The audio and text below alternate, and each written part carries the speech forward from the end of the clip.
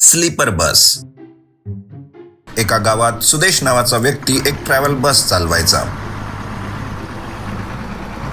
एके दिवशी तो आपल्या असिस्टंट छोटूला, अरे आपल्या रात्रीच्या प्रवाशांना रात्री झोपायला कठीण होत आहे, म्हणून मी माझ्या बसला स्लीपर बस करीत आहो, भाडे सुद्धा बरोबर ठेवत आहो. सर, तुम्ही आपल्या गावातील लोकांच्या चांगल्यासाठी करता करता तुमच्यासोबत काही चुकीचे झाले म्हणजे लंगूर के हात में अंगूर असं नको व्हायला. जरा विचार करा. अरे तू खूपच संशयी मुलगा आहेस, सगळ्यांमध्ये वाईटच शोधत असतो, एवढा विचार नको करूस. अशा प्रकारे सुदेश रात्रीची स्लीपर बस सुरू करतो.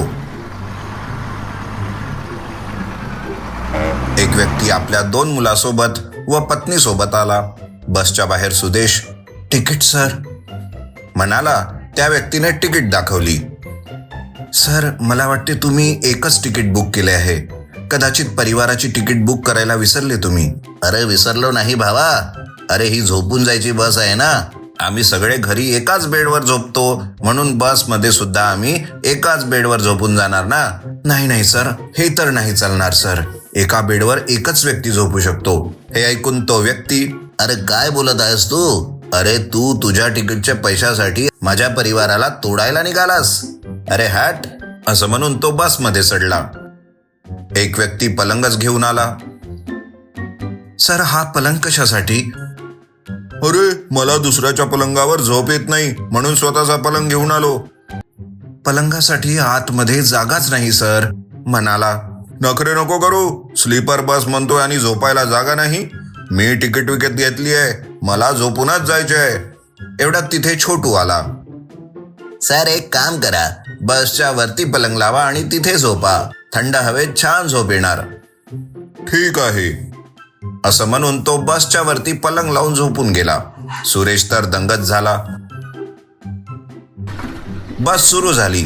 बसमध्ये एक लठ्ठ व्यक्ती जोराजोराने घोरत होता, त्यामुळे बाकीच्या प्रवाशांना झोप येत नव्हती.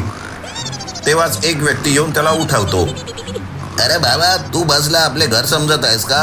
ही बस आहे बस, जर तू एवढ्या जोराने घोरणार तर बाकीचे लोक कसे झोपणार, असे म्हणाला. अरे पैसे देऊन मी हा बेड किरायाने घेतला नाही, मला जसे जमणार तसेच मी झोपणार. मग त्या व्यक्तीने लठ्ठ माणसाला एक कानाखाली वाजवली. मग त्या बसमध्ये ते दोघे भांडण करू लागले. तेव्हा सुदेश येऊन त्या दोघांना थांबवतो. दुसऱ्या प्रवाशांना कानामध्ये टाकायला कापूस दिला. पहिल्याच दिवशी सुदेशला समजले की हे डोकेदुखीवालं काम आहे. एके सकाळी एक व्यक्ती सुदेशच्या बुकिंग काउंटरवर येऊन, अरे बसमध्ये एसी व्यवस्थित सुरू आहे ना, नाहीतर माझे कर्मचारी चांगली झोप घेऊ नाही शकणार. एसी तर व्यवस्थित आहे सर. गाद्या मऊ आहेत ना, नाहीतर माझ्या कर्मचाऱ्यांना वाईट वाटणार. गाद्या एकदम नवीन आहेत सर. तुम्ही तुमच्या कर्मचाऱ्यांची एवढी काळजी घेत आहात तर तुम्ही खरंच खूप चांगले व्यक्ती आहात. कर्मचाऱ्याचे नाव सांगा, मी तिकीट बुक करतो.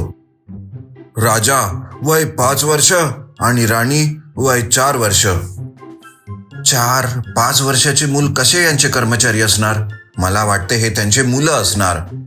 त्या दिवशी रात्री तो व्यक्ती एक वाघ आणि एक चिंपॅन्झी घेऊन बस जवळ आला. सुदेश आश्चर्यचकित होऊन, सर हे काय आहे, असे म्हणाला. हा वाघ आहे, याचे नाव राजा, वय 5 वर्ष. ही चिंपांझी, नाव राणी आणि वय 4 वर्ष. हे माझ्या सर्कसमध्ये काम करतात, मग हे माझे कर्मचारीच झालेत ना. मी यांना सुट्टीसाठी शहरात पाठवित आहो.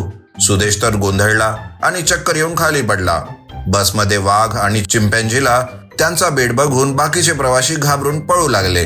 दुसऱ्या दिवशीपासून सुदेशने स्लीपर बस चालवणे बंद केले. छोटू, तू खरं बोलला होता, या लोकांसाठी जुनी बसच ठीक आहे. गड्ड्यांवरून उसळत प्रवास करणार तरच त्यांना चांगली झोप येणार.